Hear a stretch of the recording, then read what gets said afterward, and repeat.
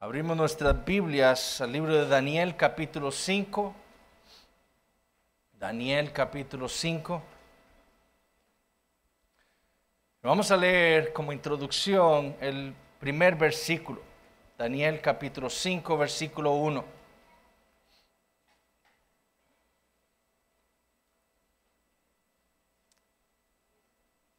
Esta es la palabra de Dios. El rey Belsasar hizo un gran banquete a 1000 de sus príncipes y en presencia de los 1000 bebía vino. Peter Gentry, un teólogo norteamericano, en uno de sus libros sobre cómo leer e interpretar los profetas bíblicos, escribió sobre las 5 razones por las cuales Dios registró por medio de sus profetas predicciones sobre el futuro. La primera razón, decía él en su libro, era para distinguir a Jehová de los ídolos falsos, de los ídolos de los dioses de las naciones. Segundo, decía él, para explicarle a los israelitas la causa del exilio. Es decir, para que ellos tuvieran claro la causa por la cual ellos se encontraban ahora en el cautiverio. No era porque los dioses de las naciones habían sido más fuertes que Jehová, sino para que entendieran que había sido por causa de sus pecados contra el Señor, la razón por la cual Él los había enviado al exilio. La tercera razón por la que Dios dejó registradas predicciones sobre el futuro por medio de sus profetas, decía él, era para anunciar que la salvación de Jehová tomaría tiempo. No sería inmediatamente después de que el Señor los mande al exilio que Él los iba a salvar, no, tomaría tiempo. Pero la cuarta razón, escribió Gentry, era para demostrar la soberanía de Jehová por las naciones, por sobre las naciones, perdón. Gentry dijo, no solo Judá y Jerusalén necesitaban ver demostrado y probado que Jehová conoce y predice el futuro, sino que las naciones necesitaban verlo también. Los asirios, por ejemplo, necesitaban saber que no era su poderío y estrategia militar lo que trajo la caída de Israel. Había sido únicamente por el pecado y la violación del pacto de Israel.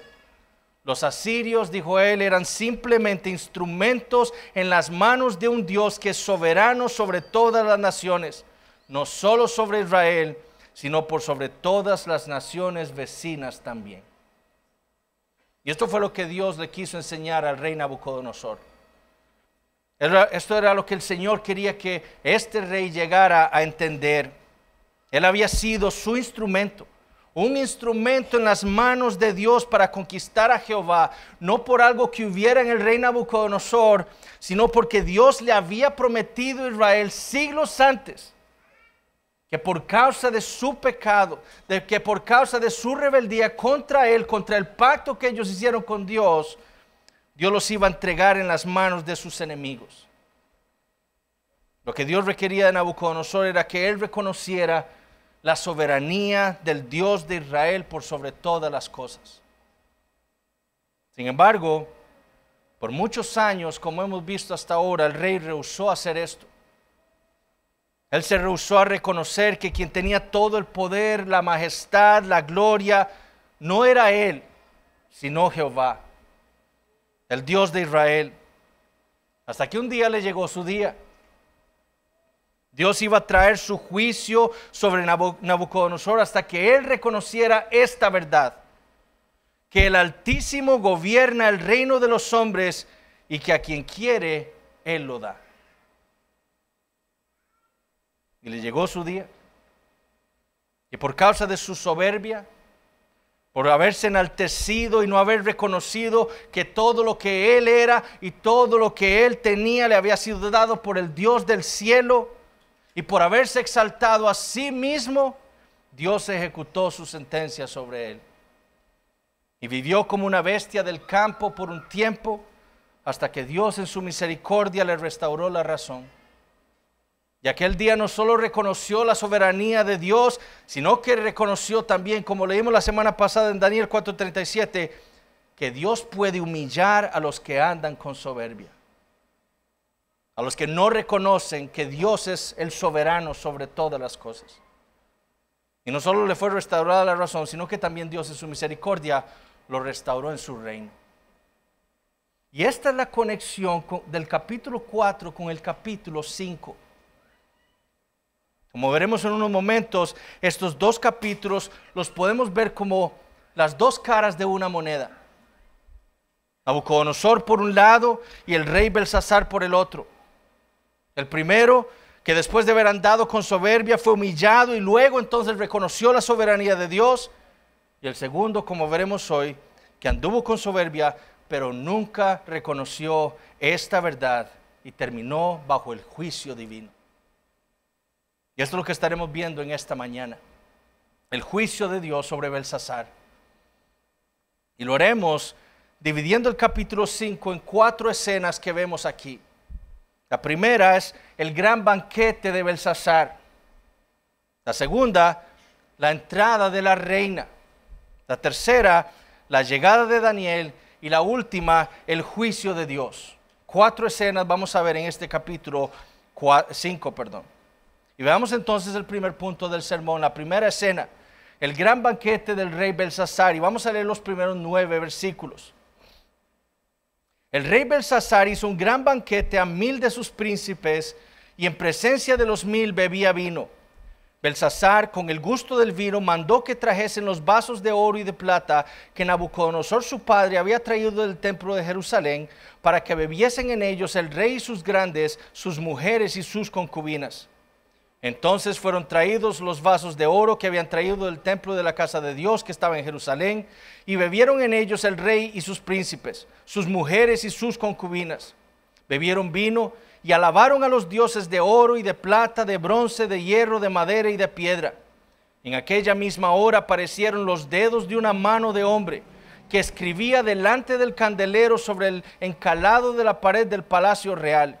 Y el rey veía la mano que escribía. Entonces el rey palideció y sus pensamientos lo turbaron y se debilitaron sus lomos y sus rodillas daban la una contra la otra. El rey gritó en alta voz que hiciesen venir magos, caldeos y adivinos. Y dijo el rey a los sabios de Babilonia: cualquiera que lea esta escritura y me muestre su interpretación, será vestido de púrpura, y un collar de oro llevará en su cuello, y será el tercer señor en el reino. Entonces fueron introducidos todos los sabios del rey, pero no pudieron leer la escritura ni mostrar al rey su interpretación. Entonces el rey Belsasar se turbó sobremanera y palideció, y sus príncipes estaban perplejos. El hecho de que el capítulo 5 inicie de la manera en la que lo hace, simplemente introduciendo una nueva narrativa durante el reinado de otro rey, sin explicar qué fue lo que le sucedió a Nabucodonosor, es la prueba de que el autor del libro de Daniel desea mostrarle a sus lectores, a nosotros, el día de hoy, la conexión que existe entre ambos capítulos. Porque lo que tratan ambos capítulos es de la diferencia entre estos dos reyes. No solo en cuanto a su grandeza, como vamos a ver más adelante, sino también en cuanto a lo que cada uno de ellos hizo con respecto a la verdad acerca de la soberanía del Dios de Israel sobre sus vidas y sobre sus reinos. Ahora, ¿quién era el rey Belsasar? Bueno, 6 veces se nos dice en este capítulo que era el hijo de Nabucodonosor. Se nos dicen en 5 ocasiones que Nabucodonosor era su padre. Sin embargo, esto no puede ser realmente así. Nabucodonosor no puede ser literalmente el padre de Belsasar. Nabucodonosor había muerto en el año 562 antes de Cristo, después de un reinado de 43 años. Recordemos que él empezó a reinar en el año 605 antes de Cristo. 43 años reinó y murió.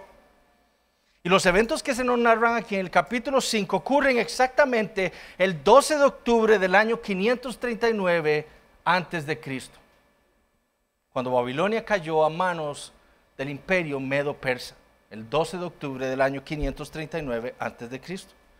23 años después de la muerte del rey Nabucodonosor. Además, por el registro histórico y bíblico, nosotros sabemos que el hijo de Nabucodonosor era Evil-Merodach, no era Belsasar. Evil-Merodach fue asesinado por su cuñado Neriglisar. Él reinó por 4 años en Babilonia. Y después de él, su hijo, Labashi Marduk, reinó por 1 mes. Cuando fue asesinado por el rey Nabónido, el padre de Belsasar. Y Nabónido reinó desde el año 555 hasta la caída de Babilonia en el año 539 a.C. Belsasar entonces era el hijo de Nabónido. ¿Por qué entonces leemos aquí en el versículo 1 o en el versículo 2 que él era el hijo de Nabucodonosor? Bueno, porque en las lenguas semíticas, en hebreo y arameo, por ejemplo, no existe el término para abuelo. Entonces se usa el término padre. Por eso nosotros leemos en la Biblia que los israelitas eran, o Abraham era el padre de los israelitas. Por eso leemos, por ejemplo, que David era el padre de Jesús. No porque fuera el padre literal, sino porque Jesús era el descendiente de David. David era su antepasado. En ese sentido se nos dice aquí que Nabucodonosor era el padre de Belsasar, porque era su antepasado. De hecho, era su abuelo, como vamos a ver más adelante. Ahora, ¿por qué leemos en el versículo 1 que Belsasar era el rey? Si fue Nabónido, su padre, quien era el rey en ese momento. Bueno, porque aparentemente Nabónido, su padre, había abandonado Babilonia. En Babilonia se adoraban principalmente a Nebo y a Marduk. Esos eran los dioses a los cuales la población le rendía culto principalmente. Pero Nabónido era un fiel seguidor de Sin, el dios de la luna. Entonces, para evitar problemas en el reino, él se retiró a una ciudad lejos de Babilonia llamado Tema. Y dejó en Babilonia, como un rey de facto, por así decirlo, a su hijo Belsasar. Entonces Belsasar estaba reinando, por así decirlo, en Babilonia, mientras el verdadero rey era su padre, Nabónido. Él era el primero, Belsasar era el segundo. Es por eso que leemos que una de esas promesas que Belsasar le hace a aquellos que puedan interpretar la escritura es que lo haría el tercer señor en el reino. ¿Por qué? Porque Nabónido era el primero, Belsasar el segundo como rey y el otro sería el tercero. Ahora, ¿qué pasó con Belsasar? Bueno, el 12 de octubre del año 539 a.C., Belsasar decidió hacer un gran banquete. Y notemos lo enorme de la fiesta. Se nos dice que era para 1000 de sus príncipes. Aquí no cabemos ni 250 personas. Pero imagínense la clase de fiesta que se armó Belsasar. 1000 de sus príncipes con sus esposas y concubinas. Pues será mucho más de 1000, 2000, 3000 personas quizás. Ahora no se nos dice cuál fue la razón por la cual Belsasar decidió hacer ese banquete. Lo que sí sabemos es que ese día los medos estaban afuera de la ciudad, afuera de las murallas, esperando entrar y atacar. Unos días antes, Darío había vencido a Nabónido, su padre, y lo había derrotado. Y ahora estaba a las puertas de Babilonia esperando entrar y destruir la ciudad. ¿Qué lógica tendría entonces hacer un banquete? Piensen en eso. Hay todo un ejército afuera de mi ciudad y yo estoy haciendo un banquete. ¿Qué lógica tiene eso?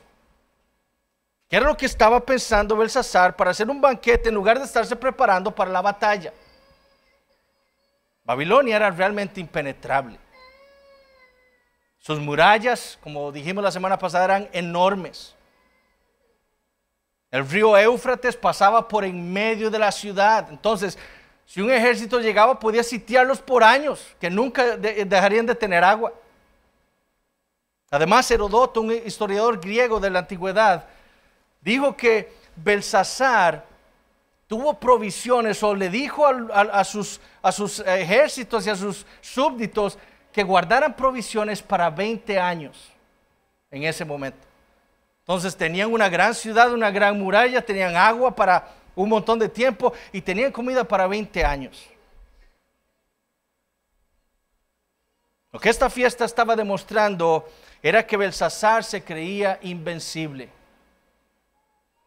Nadie me va a poder hacer nada. ¿Quién va a poder conquistarme a mí y a mi Babilonia? La ciudad es impenetrable, tenemos agua, tenemos comida por años. Darío se va a aburrir y se va a ir y yo voy a seguir aquí gobernando Babilonia. Este banquete no era otra cosa más que la demostración de la soberbia del rey Belsasar. Belsasar era la representación más viva del rico insensato en la parábola del Señor Jesucristo. Aquí tengo de todo, no te preocupes, alma mía. Y esa noche el Señor requirió su alma. Ahora, se nos dice que en presencia de sus 1000 príncipes, que no era lo usual porque usualmente el rey no estaba nunca enfrente de los suyos, él participaba de la fiesta solo, con su esposa quizás. Pero aquí se nos dice que él estaba con todos sus príncipes. Y dice que estaba tomando vino. En el versículo 12 nos dice que con el gusto del vino, o sea, que ya estaba borracho, o sea, cuando ya estaba ebrio, mandó que trajesen los vasos de oro y de plata que Nabucodonosor, su padre, había traído del templo de Jerusalén. ¿Para con qué propósito? Para que bebiesen en ellos el rey y sus grandes, sus mujeres y sus concubinas.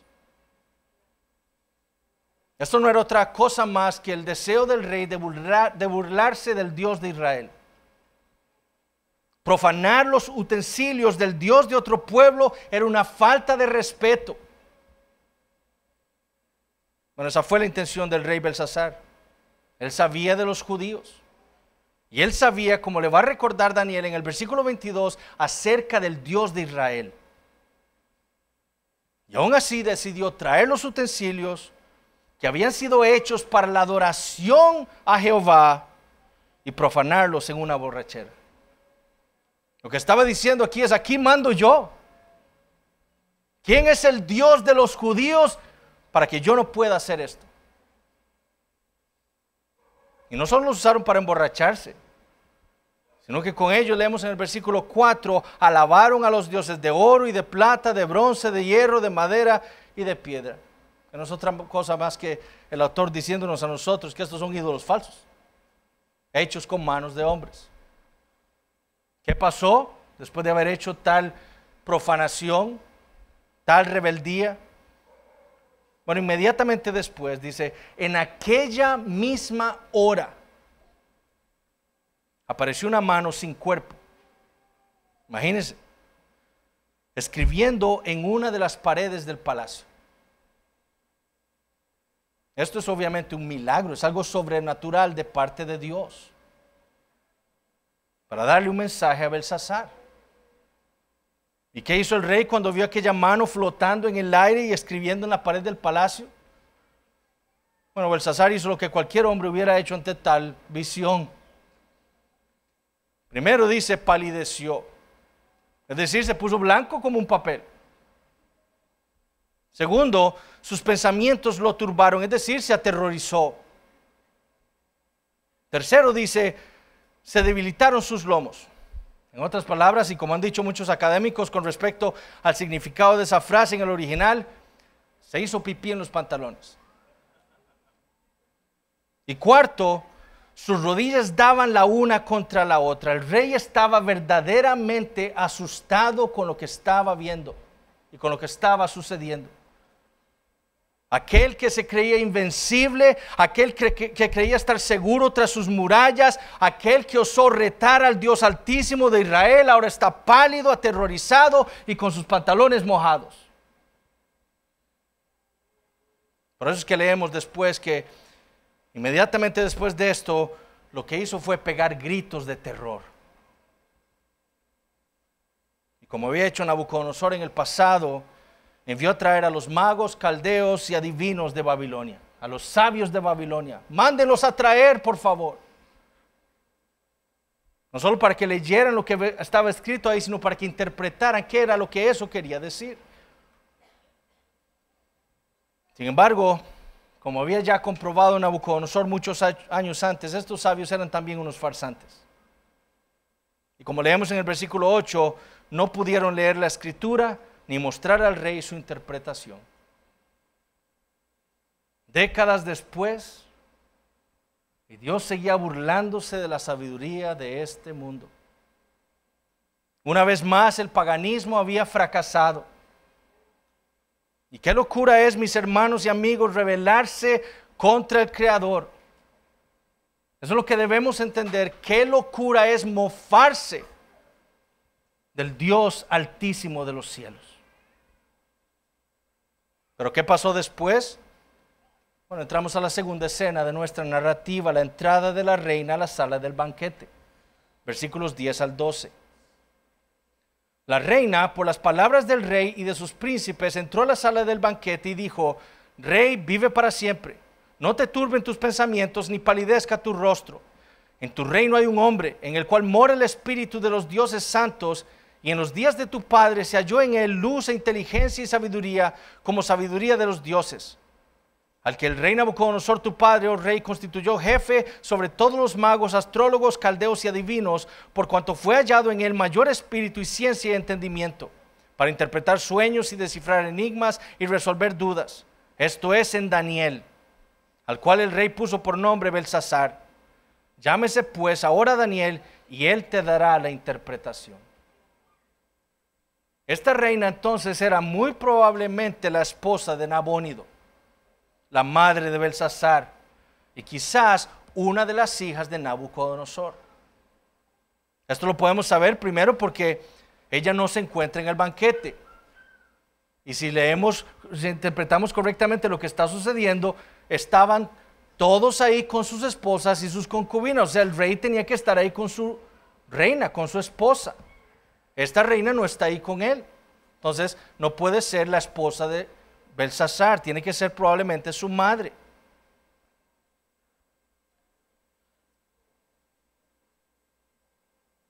Segundo, si hubiera sido la esposa de Belsasar, ella no hubiera podido mostrarse al rey de la manera en que lo hizo, sin anunciarse. Recuerden a la reina Esther.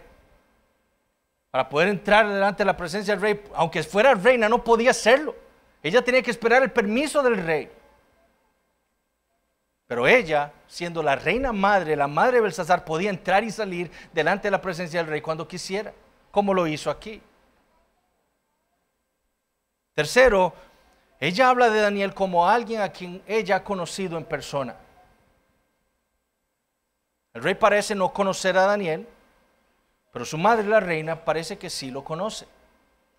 Quizás lo recordaba de todas las interacciones que Daniel tuvo con su padre Nabucodonosor en la corte del rey. Ahora, ¿qué conocía ella de Daniel? Bueno, primero que era un judío.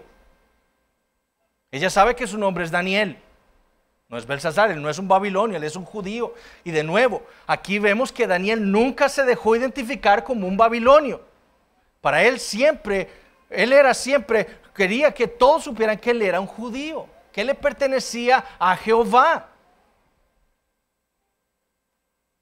Además, como su padre, ella sabía que había algo especial en Daniel. Él tenía, dice ella, el espíritu de los dioses santos, como reconoció en el capítulo 4 Nabucodonosor, que tenía inteligencia, sabiduría de los dioses. Ella siempre, obviamente, como Nabucodonosor, seguía pensando en su politeísmo, que habían dioses y que, bueno, Daniel tenía el espíritu de todos esos dioses. Por eso fue que Nabucodonosor lo había puesto a él por encima de todos los magos y sabios en Babilonia. Porque Daniel tenía un mayor espíritu y ciencia y entendimiento que todos ellos. Y la verdad era esta: Daniel tenía una relación estrecha con su Dios. Y además, como vimos en el capítulo 1, Dios le había dado a Daniel el don de interpretación de sueños. Él le dice a la reina en el versículo 12: te dará la interpretación, como lo hizo con mi padre Nabucodonosor, como lo hizo con tu abuelo el rey. Lo que la reina le estaba diciendo a Belsasar era que Daniel era diferente a los sabios del mundo porque él le servía y le pertenecía a Jehová. Y entonces la sabiduría que él poseía venía de su Dios. No solo quien le había dado los sueños a Nabucodonosor, su abuelo, sino también que era quien había escrito aquellas palabras en la pared. ¿Quién iba a poder saber lo que eso significaba sino aquel que le servía a ese Dios? ¿Qué ocurre después? Bueno, está la tercera escena en el capítulo 5. La llegada de Daniel delante del rey, versículos 13 al 23. Entonces Daniel fue traído delante del rey, y dijo el rey a Daniel: ¿eres tú aquel Daniel de los hijos de la cautividad de Judá, que mi padre trajo de Judea? Yo he oído de ti que el espíritu de los dioses santos está en ti, y que en ti se halló luz, entendimiento y mayor sabiduría. Y ahora fueron traídos delante de mí sabios y astrólogos para que leyesen esta escritura y me diesen su interpretación, pero no han podido mostrarme la interpretación del asunto. Yo pues he oído de ti que puedes dar interpretaciones y resolver dificultades. Si ahora puedes leer esta escritura y darme su interpretación, serás vestido de púrpura y un collar de oro llevarás en tu cuello, y serás el tercer señor en el reino. Entonces Daniel respondió y dijo delante del rey: tus dones sean para ti y da tus recompensas a otros. Leeré la escritura al rey y le daré la interpretación. El Altísimo Dios, oh rey, dio a Nabucodonosor tu padre el reino y la grandeza, la gloria y la majestad. Y por la grandeza que le dio, todos los pueblos, naciones y lenguas temblaban y temían delante de él. A quien quería mataba y a quien quería daba vida. Engrandecía a quien quería y a quien quería humillaba. Mas cuando su corazón se ensoberbeció y su espíritu se endureció en su orgullo, fue depuesto del trono de su reino y despojado de su gloria. Y fue echado de entre los hijos de los hombres, y su mente se hizo semejante a las de las bestias, y con los asnos monteses fue su morada. Hierba le hicieron comer como a buey, y su cuerpo fue mojado con el rocío del cielo, hasta que reconoció que el Altísimo Dios tiene dominio sobre el reino de los hombres, y que pone sobre él al que le place. Y tú, su hijo Belsasar, no has humillado tu corazón, sabiendo todo esto, sino que contra el Señor del cielo te has ensoberbecido, e hiciste traer delante de ti los vasos de su casa, y tú y tus grandes, tus mujeres y tus concubinas, bebisteis vino en ellos. Además de esto, diste alabanza a dioses de plata y oro, de bronce, de hierro, de madera y de piedra, que ni ven, ni oyen, ni saben. Y al Dios en cuya mano está tu vida y cuyos son todos tus caminos, nunca honraste. Daniel tiene aquí aproximadamente 80 años. Él había llegado quizás de 14 o 15 años a Babilonia en el año 605 a.C. y ahora aquí sigue sirviéndole al Dios Altísimo 66 años después, con casi 80 o quizás un poco más de 80 años de edad. Hermanos, qué diferente era la manera de pensar de Daniel a la manera de pensar del mundo. Los hombres trabajan y trabajan con la esperanza de tener un día de poder pensionarse y derrochar su tiempo y su dinero en las cosas vanas de esta vida, en sus placeres. Dejar de hacer todo, de servirle a la gente para vivir para sí mismos. Qué diferencia también a la manera de pensar de muchos cristianos que creen que por su edad ya no pueden servirle al Señor. Hermanos, el deber de todo cristiano como Daniel es servirle al Señor, sirviéndole a su pueblo hasta que Él nos llame a su presencia. Recuerdo yo a la hermana María Elena, la madre de nuestra hermana Sandra, que fue miembro de esta iglesia. Una ancianita que no podía ni caminar, pero que siempre nos decía: ven hermanos, yo no puedo ayudar aquí, pero lo que yo sí hago es orar siempre por ustedes.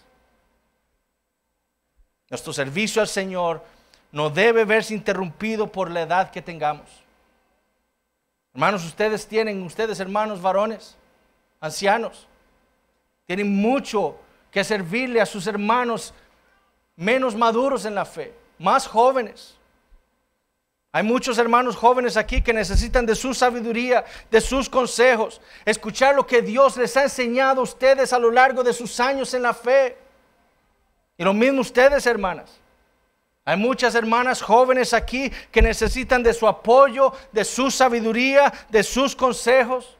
Ellas necesitan hermanas maduras en la fe que les enseñen lo que significa amar a sus maridos y a sus hijos, ser prudentes, castas, cuidadosas de su casa, buenas, sujetas a sus maridos. Daniel no se excusó por su edad. Él sabía que él estaba en Babilonia y que si tenía vida era para servirle al Dios de Israel. Y así lo hizo. Y lo mismo es para nosotros, hermanos. Y fue con ese entendimiento que Daniel entonces es llevado delante del rey. Belsasar admite que él no conoce al profeta. ¿Eres tú? Dice. Aquel Daniel de los hijos de la cautividad de Judá que mi padre trajo de Judea. ¿Eres tú aquel esclavo que mi padre conquistó? Eso es lo que está diciendo Belsasar. ¿Eres tú ese esclavo? Es evidente que Belsasar desprecia no solo a Jehová, sino también a su pueblo, a los judíos.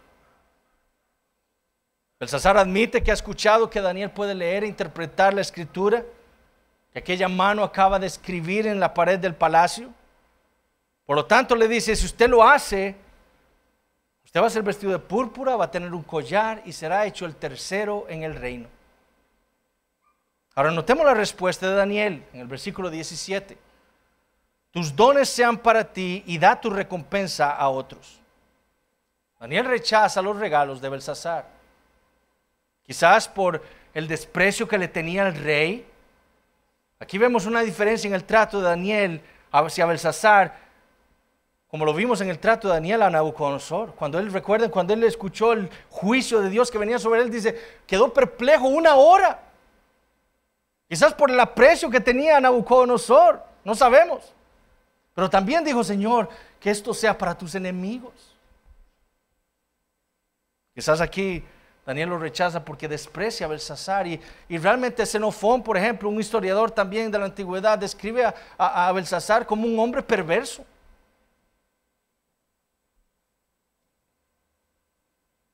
Pero también, o más probable, Daniel rechaza eso porque él no quiere que se entienda que él puede ser comprado.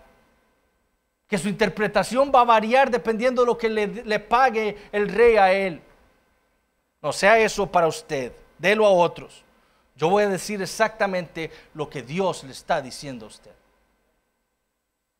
Y luego le dice, leeré la escritura al rey y le daré la interpretación. Pero notemos que en lugar de hacerlo, en lugar de leer y darle la interpretación inmediatamente, lo que hace es acusarlo de pecado en contra de Jehová.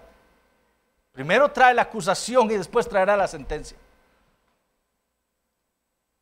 ¿Y cómo lo hace? ¿Cómo lo acusa? Comparándolo con su abuelo Nabucodonosor. Y le recuerda lo siguiente. Fue el Dios Altísimo, el Dios de Israel, quien le dio todo a Nabucodonosor. Su reino, su grandeza, su gloria y su majestad. Tanto le había dado Dios a Nabucodonosor que él era temido por todas las naciones, dice Daniel. Y un día, dice el versículo 20, Nabucodonosor se ensoberbeció, se enorgulleció, y su espíritu, dice, se endureció en su orgullo. ¿Contra quién? Contra aquel que le había dado todo a él. ¿Y qué pasó? Dios le quitó todo lo que le había dado. Y lo hizo semejante a las bestias hasta que reconoció, como dice el versículo 1, que el Dios Altísimo tiene dominio sobre el reino de los hombres y que pone sobre él a quien le place. Eso hizo Nabucodonosor, quien era muchísimo más grande que tú, Belsasar. Y noten la acusación en el versículo 22. Y tú, su hijo Belsasar, no has humillado tu corazón, y vean lo que dice, sabiendo todo esto. No va a haber ninguna persona que vaya al infierno ignorante de la razón por la cual está en el infierno. Belsasar sabía todo el trato de Dios para con Nabucodonosor y aún así no se humilló.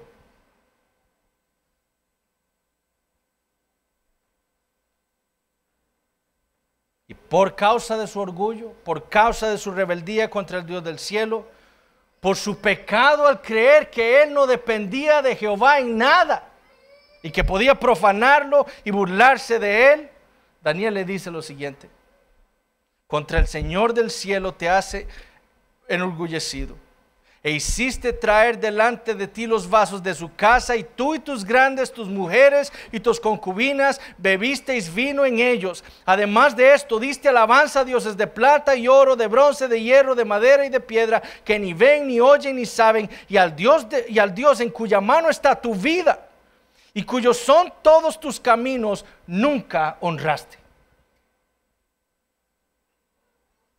Habiendo sabido que el único que reina sobre todo el universo es el Dios Altísimo, habiendo sabido que en las manos en las que su vida estaba eran en las manos de Jehová, y que él dependía de todo de Jehová, inclusive para defenderse de esos enemigos que estaban detrás de las murallas,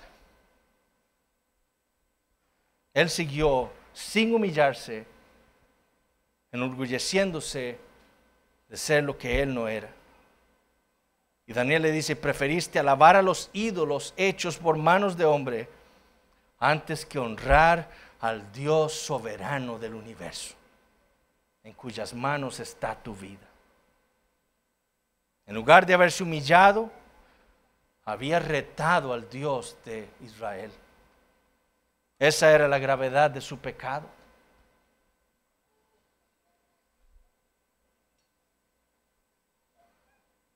¿Qué fue lo que leímos entonces la semana pasada en Romanos 1? ¿Se acuerdan? Eso es lo mismo que estamos viendo aquí en Belsasar. Romanos 1 habla en contra de aquellos que detienen con injusticia la verdad de la deidad y el poder de Dios. Contra aquellos que detienen con injusticia la verdad de que Dios, el Creador, es soberano por sobre todas las cosas.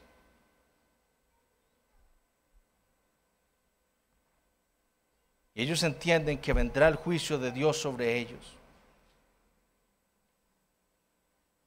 Esa fue la sentencia de Dios contra Belsasar, su juicio.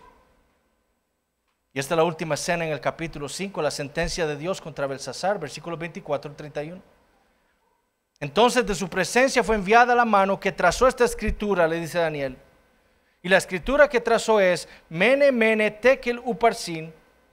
Esta es la interpretación del asunto. Mene, contó Dios tu reino y le ha puesto fin. Tekel, pesado has sido en balanza y fuiste hallado falto. Peres, tu reino ha sido roto y dado a los medos y a los persas. Entonces mandó Belsasar vestir a Daniel de púrpura y poner en su cuello un collar de oro y proclamar que él era el tercer señor del reino. La misma noche fue muerto Belsasar, rey de los caldeos, y Darío de Media tomó el reino siendo de 62 años. Entonces, después de haberle acusado en contra de Dios, Daniel ahora va a darle la sentencia de parte de Dios a Belsasar. Y lo va a hacer interpretando esa escritura en la pared. Mene, Mene, Tekel, Uparsin. 3 términos arameos. Mene, que interpreta a Daniel como que Dios ha contado los días del reino de Babilonia y les ha dado fin. Tekel, que Daniel interpreta como Dios pesando a Belsasar en una balanza y hallándole falto. Es decir, que Dios pesó al rey en la balanza de su justicia y no halló justicia en él. Y Uparsin, que Daniel interpreta como Dios dividiendo el reino de Babilonia. No que lo estuviera dividiendo en 2, sino que se lo iba a entregar a los medos y a los persas. Varias han podido ser las razones por las cuales los sabios de Babilonia no pudieron leer la escritura. La más probable es que al ser una lengua semítica, es decir, como hebreo, el arameo, ¿verdad?, que consta solo de consonantes, las vocales deben ser suplidas para dar el entendimiento correcto a ciertos términos. Entonces, sin la información necesaria, esas palabras escritas ahí podían haber significado un sinfín de cosas. Pero además, si los sabios hubieran podido leer lo que estaba ahí escrito, no pudieran saber cuál fuera la interpretación de esas palabras para con Belsasar. Solo Daniel podía hacerlo. Primero porque era Dios quien había escrito eso. Y si Daniel era el profeta de Dios, su siervo, solamente él podía saber qué era lo que estaba escribiendo Dios ahí. Ahora, ¿qué hace Belsasar cuando escucha la sentencia divina? Versículo 29. Entonces mandó Belsasar vestir a Daniel de púrpura y poner en su cuello un collar de oro y proclamar que él era el tercer señor del reino. Ahora pensemos en esto. ¿No les parece esto extraño? Daniel le dice a Belsasar que Dios le ha quitado su reino y se lo ha dado al imperio medo-persa. Que Belsasar sabe está acampando afuera de la ciudad, esperando entrar. Y Belsasar viste a Daniel como un rey y lo declara el tercero en el reino. ¿No les parece extraño? A mí sí. Y lo que yo creo es que la maldad de Belsasar era tan grande que él creyó que esa sentencia no se llegaría a cumplir. Y pensó que él continuaría siendo el segundo en el reino y Daniel el tercero. Porque los medo-persas no van a entrar. Porque mis murallas son grandes, tengo agua para años y tengo comida también para años. Esta es, mis hermanos y amigos, la expresión de la soberbia y el orgullo del pecador en contra del Creador. Romanos 1 dice, habiendo entendido el juicio de Dios, que los que practican tales cosas son dignos de muerte, dice Romanos 1:32. No solo las hacen, sino que también se complacen con los que las practican. Eso fue lo que hizo Belsasar. Yo entiendo que lo que yo hice, se me está diciendo, traerá el juicio de Dios y hoy me será quitado el reino. Pero aún así sigue gozándose y deleitándose en su rebeldía en contra del Creador. Así viven muchos el día de hoy. Yo sé que el homosexualismo es malo, yo sé que el aborto es perverso, yo sé que el adulterio y la fornicación son pecado, yo sé que Dios odia la desobediencia a los padres, pero a mí no me importa. Nada me va a pasar. No tengo miedo, sigamos gozándonos viviendo así. Esa es la soberbia y el orgullo del hombre en su pecado. ¿Pero qué fue lo que realmente pasó? ¿Acaso pudo Bel? Recuerden, Belsasar significa Bel lo proteja. ¿Acaso pudo el Dios, el falso ídolo, el falso Dios Bel proteger a Belsasar? ¿Acaso pudo Belsasar estar seguro detrás de sus murallas? ¿Acaso pudo disfrutar de toda la comida y las provisiones que había guardado? ¿Acaso pudo escapar del juicio de Dios? No. En aquella misma noche los medos desviaron el cauce del río Éufrates y entraron por debajo de las murallas, tomaron la ciudad y mataron a Belsasar. Y como leímos en el capítulo 2, el reino de Nabucodonosor le fue pasado a un reino de plata, a los medo-persas. Y aquella noche, en una sola noche, ni siquiera fueron días de pelea, en una sola noche cayó Babilonia para nunca volverse a levantar. Y como no lo hizo en su vida, en su muerte, en el infierno, Belsasar tuvo que reconocer y está reconociendo en este momento que quien gobierna el universo es el Dios de Israel.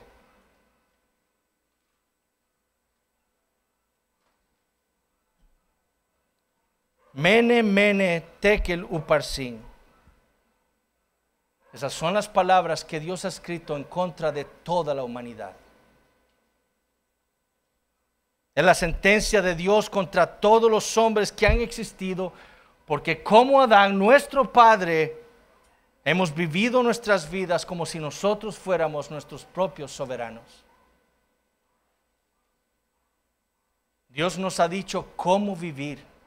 Él ha escrito su ley en nuestros corazones y lo único que hemos hecho nosotros desde nuestra concepción fue rebelarnos contra esa ley de Dios. Adórame solamente a mí. Y le hemos entregado nuestro corazón a todo lo demás. Guarda el día de reposo. Lo hemos profanado, viviendo para nuestros placeres en lugar de vivirlo para Dios. Honra a padre y a madre. Y desde pequeños hemos desobedecido la voz de nuestros padres, aquella autoridad que Dios ha puesto como el soberano del universo sobre nuestras vidas. No darás falso testimonio. ¿Cuántas veces nuestra lengua no ha mentido para beneficiarnos a nosotros mismos? No adulterarás. ¿Y cuántas veces nuestros ojos no se fueron detrás de un hombre o una mujer para codiciarlo en nuestro corazón? Esa es la realidad del hombre sin Cristo. Y por tanto la sentencia de Dios, Él ha contado nuestros días y un día les dará fin. Él nos ha pesado en su balanza y nos ha hallado a todos y a cada uno de nosotros injustos, impíos, rebeldes, pecadores.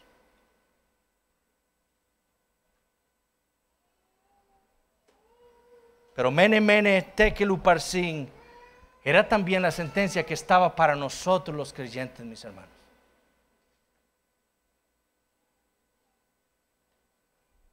Dios había contado nuestros días, como dije, nos había pesado en la balanza y nos halló totalmente carecientes de la justicia que requeríamos para estar con Él por la eternidad. Nuestra sentencia era la muerte eterna. Pero si hay algo que nosotros los creyentes debemos hacer el día de hoy y cada día de nuestras vidas es alabar a Dios. Porque un día, como el soberano del universo, controlando toda la historia, envió a su Hijo Jesucristo a este mundo para que Él cargara la sentencia y que Dios ejecutara esa sentencia sobre su Hijo, no sobre nosotros, para traer perdón, vida eterna a nosotros y sobre todas las cosas para darnos la justicia que tanto carecíamos. Como hemos dicho todas estas semanas, si Dios no es soberano, no habría esperanza para nadie. Pero porque Dios es soberano, el Evangelio es lo más precioso que existe para el pecador. Y para que vivamos en esta vida y no para el mundo ni para ningún otro, sino para Él, el único soberano del universo, nos ha dicho a nosotros en su palabra que vivamos para Él y su justicia. Así es como vive aquel que ha sido rescatado por Dios de esa sentencia que Él tenía por sobre todos los hombres. Para que vivamos siguiendo, buscando la justicia divina. Como Él nos la ha dejado registrada en su palabra, Él nos ha dejado a nosotros, su pueblo, registrada su voluntad a nosotros en la Biblia, para que nosotros vivamos de acuerdo a ella, para que agrademos a nuestro Dios. Como esposos, como esposas, como empleados, como hijos, como cristianos, como miembros de una iglesia local. Y nuestro deber, en respuesta a lo que Dios ha hecho por nosotros en Cristo Jesús, eliminando esa sentencia, clavándola en la cruz de Cristo, es vivir para Él y su justicia. Dejar el pecado. Ahora cantábamos: los que amáis a Jehová, aborreced el mal.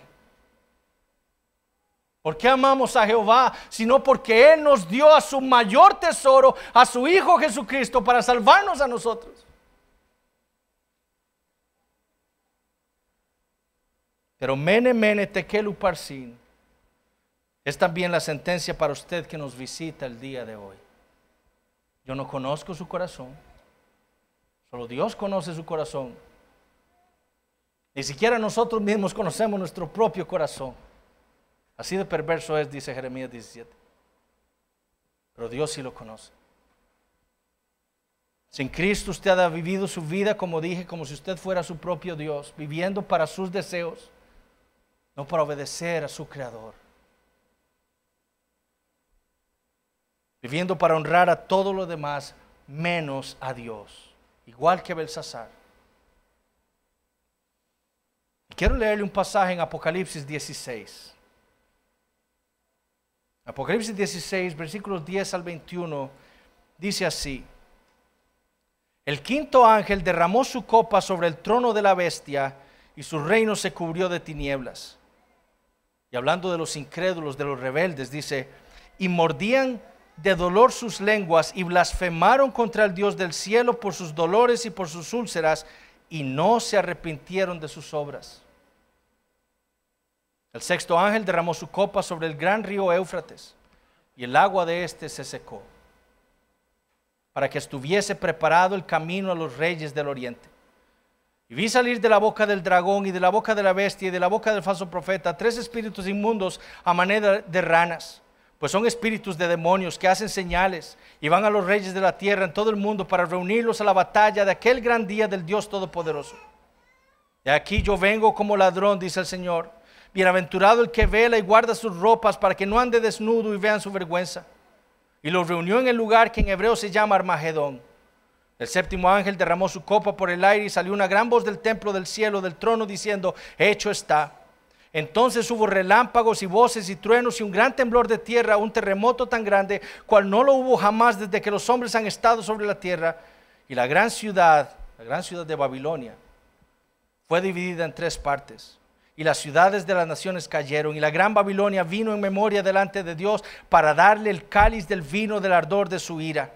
Y toda isla huyó, y los montes no fueron hallados, y cayó del cielo sobre los hombres un enorme granizo como del peso de un talento, y los hombres blasfemaron contra Dios por la plaga del granizo, porque su plaga fue sobremanera grande.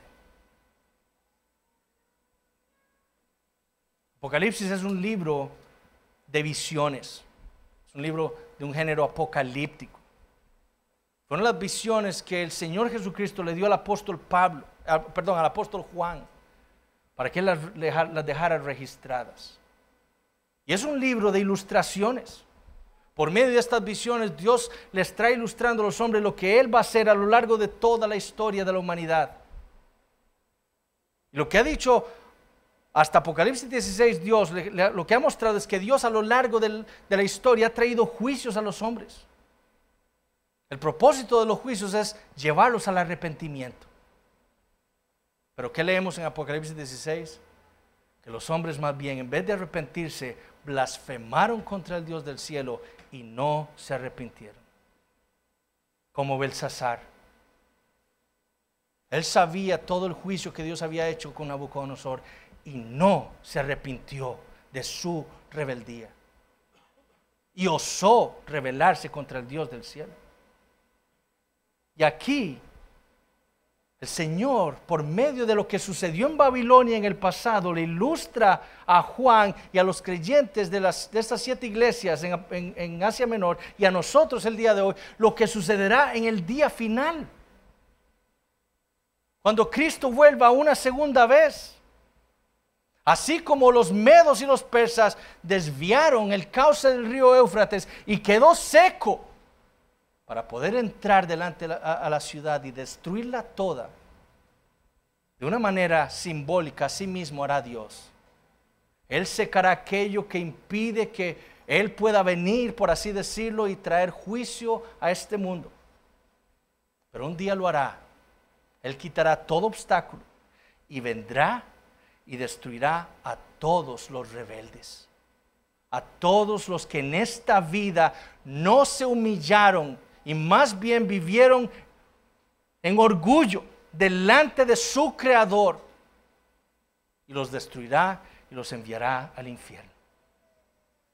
Y usted que está aquí el día de hoy, sepa esto. Esa sentencia sigue escrita en aquella pared en contra de usted. El único que puede borrar esa sentencia es el Señor Jesucristo con su sangre. Si usted se arrepiente y va a Él con fe. Si usted hace esto, usted va a tener la vida eterna. Y esa sentencia va a ser quitada. Y usted gozará la eternidad con el Dios Altísimo de Daniel. Vamos a orar. Padre Celestial, te damos gracias por el tiempo que nos has dado para abrir tu palabra. Oh Señor, te pedimos perdón por nuestros pecados. Te pedimos perdón nosotros como creyentes, como aquellos que tú has salvado, por a veces vivir vidas sin considerarte a ti. Oh Señor, que esta verdad de tu soberanía, de tu amor por nosotros, enviando a tu Hijo Jesucristo, sea una realidad en nuestras vidas, en cada momento de ellas. Que nosotros podamos vivir para ti. Señor, especialmente te pedimos por los que están aquí. Tú conoces realmente sus corazones. Que tú tengas misericordia de aquellos que no conocen al Señor.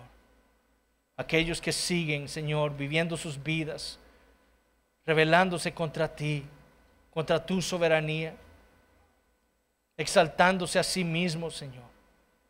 Ten misericordia y humilla sus corazones. Y trae vida a sus vidas, Señor. Padre Celestial, especialmente oramos por nuestros niños.